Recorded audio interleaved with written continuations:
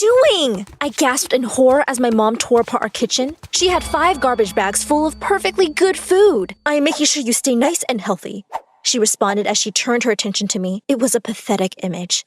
I was hugging a bag of baby carrots for dear life. She snatched them out of my hands and threw them into a bag. As she dragged the garbage bags to the curb, she told me it was for my own good. I was devastated. I couldn't believe some yoga freak had convinced her to throw away hundreds of dollars worth of food. If you think this is bad, wait till you hear what I did get to eat. Before I get into why a weird lady with hairy legs is the reason no one calls me by my old name anymore, take the time to like this video and subscribe to the channel. If you do, you'll have 10 years of good health. Trust me, I know a little something about health. I know that parents just want you to be healthy, but my mom takes it to a new extreme. See, my mom always prided herself on being a health nut. I never ate processed sugar or even meat.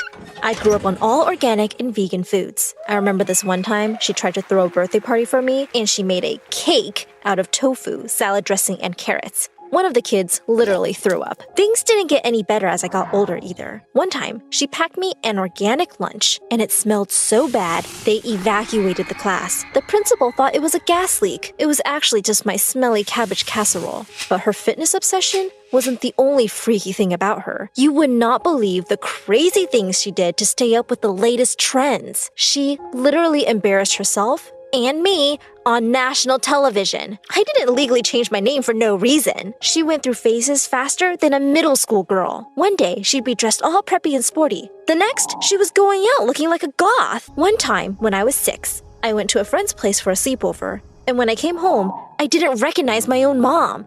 I cried so hard because I thought my mom had left me. I used to think that her worst phase was the time her friend convinced her to join a cult. She actually shaved her head and painted her skin green. But boy, was I wrong. That wasn't a patch on what I'm going to tell you next. The worst thing was that the person behind my misery wasn't a creep with green skin.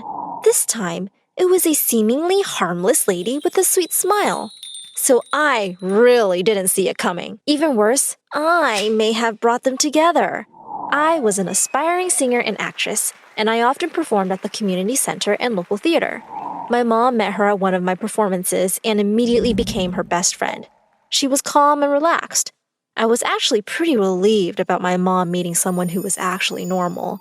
So I encouraged Mom to invite her over to dinner one night. Oh, how I cursed my stars for that moment.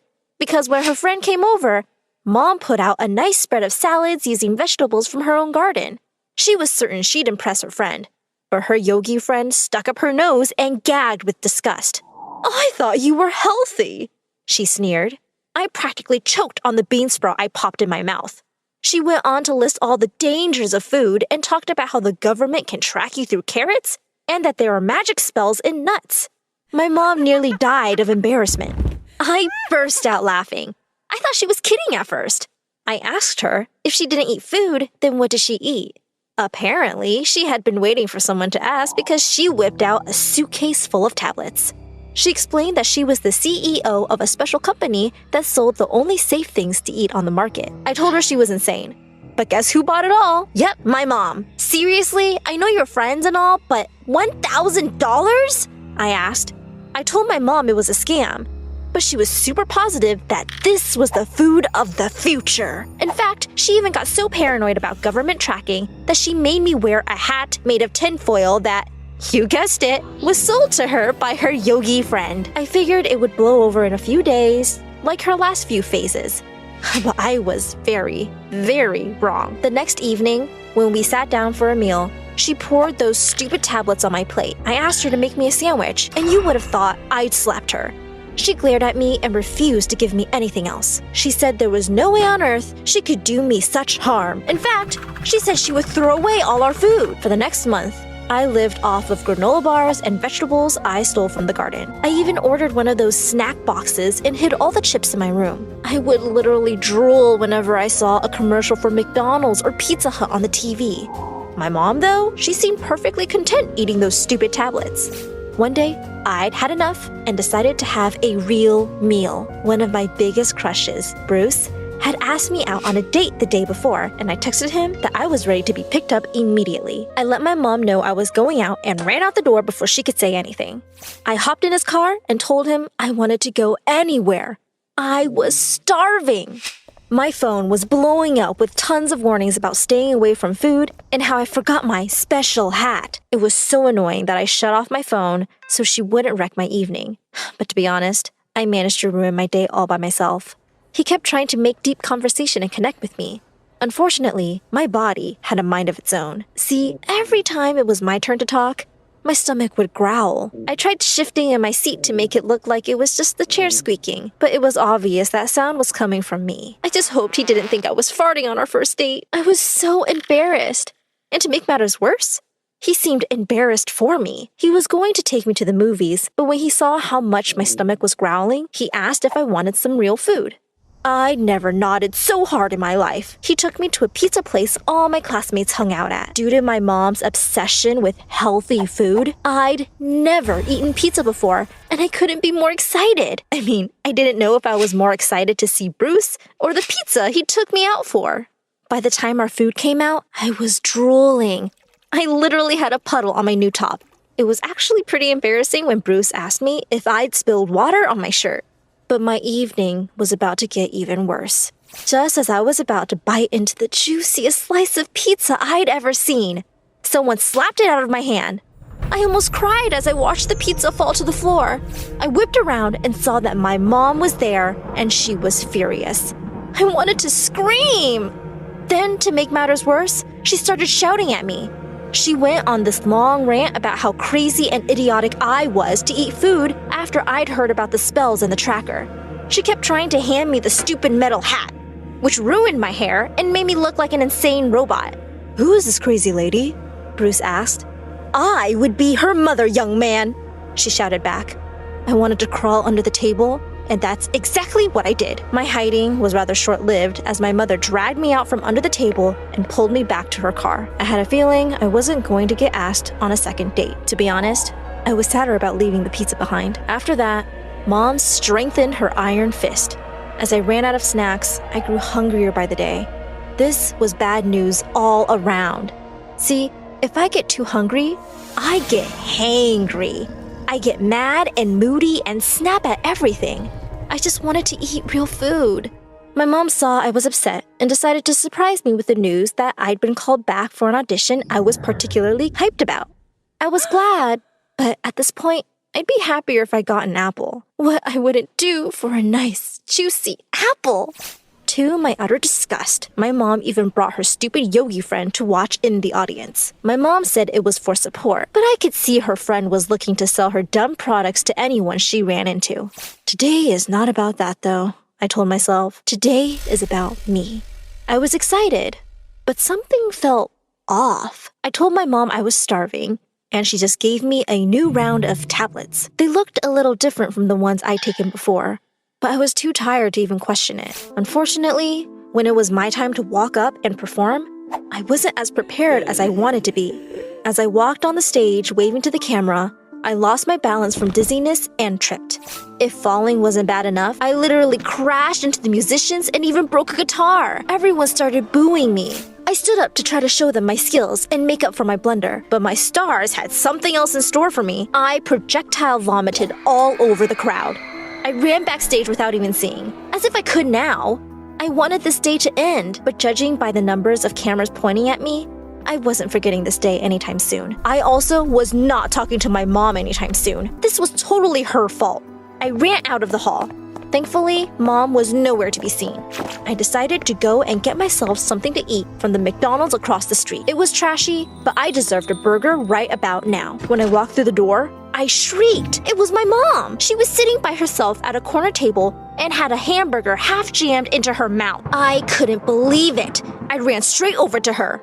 "So the pill diet isn't good enough for you, but it's good enough to ruin my life?" Horrified, my mom asked why I wasn't on stage.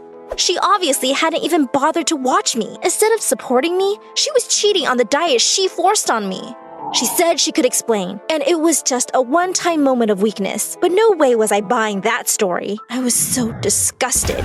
I decided I would rather starve than talk to her. But that's when I remembered. I was on the other side of town, and I was starving. I realized that my last hope was the only person I never wanted to face again. My stomach grumbled, and I knew I didn't have a choice. I made the call. Bruce came surprisingly fast. Turns out, he had come to watch me. Instead of laughing or making fun of me, though, he was super sweet. He even stopped and got me a milkshake so we could hang out. He then brought me to my empty house, where I packed up all my stuff and went to live with Bruce. I was done with whatever crazy things my mom had going on. I even filled out paperwork to legally change my name, so I would never have to be associated with that embarrassment who puked all over the stage. Bruce took me out on a date to take my mind off of everything. We decided to check out this fancy place that opened up on the other side of town. When we walked in, I saw someone fall out of the chair and break a glass. I ran over to help. And who did I see? None other than my mom. Again? One time weakness my butt. She had seen me walk in and was hiding from me. That's when I saw what she had on her plate. A steak! Was this what she always did? This time, I wasn't going to ignore her. I was furious. She was such a hypocrite. She begged and pleaded to explain why she did what she did. She said that when she was my age, she struggled with body image issues and had lost a big break because she had binged on junk food and gotten deathly sick right before an audition. Quite ironic, I thought, given that I'd ended up doing the same trying to starve myself. She said she thought that if she raised me on a strict diet to stay lean and thin, I would be successful and not miss my chance just because of bad eating habits. There was just one small problem. She couldn't lead by example, so she would go out and buy hamburgers and fries in private. Unfortunately, though, my problems didn't end there. Even after we made up, I couldn't go back home. My mom lost her house because of how expensive her friends' treatments were. Between tablets and crazy privacy devices, she was over $300K in debt. I nearly fainted when she said that. Sure, we weren't poor, but we weren't that well off to just throw away hundreds of thousands of dollars like that. I demanded that my mom go and confront her yogi friend immediately because we were getting our money back. This was actually the first time my mom was going to visit her home. I imagined the smelly hippie living in a trailer park or a tent in someone's backyard. This lady was living like a queen. She had a huge mansion covered with gold statues and a giant fountain. When we knocked on the door, a butler answered. We asked if it was the right place, and he said it certainly was. Only problem was that just a few hours ago, the police had taken her away. The police? We were in shock. We drove down to the station and joined a large group of people out front. When we asked what the big crowd was for, it turned out they were all also looking for the lady. That yogi lady scammed hundreds of people out of millions of dollars. Sometimes she was a nun selling magical holy water that she scooped out of the sewers. Other times she was a hippie that sold dog pills as supplements. Hearing that I had spent months eating nothing but dog pills made me almost projectile vomit on the crowd. If nothing else, this story has a bit of a happy ending. See, we ended up getting $2 million in our settlement case against her. It was more than enough for my mom to get a new house and me to start my career as an actress. I'm grown up and moved out now, but I do meet my mom for a weekly dinner. She still tries to be healthy, but in a good way. I like to say that she learned her lesson about being gullible, but she just asked me and my now boyfriend to come to some mysterious spa that will change my life forever. Wish me luck.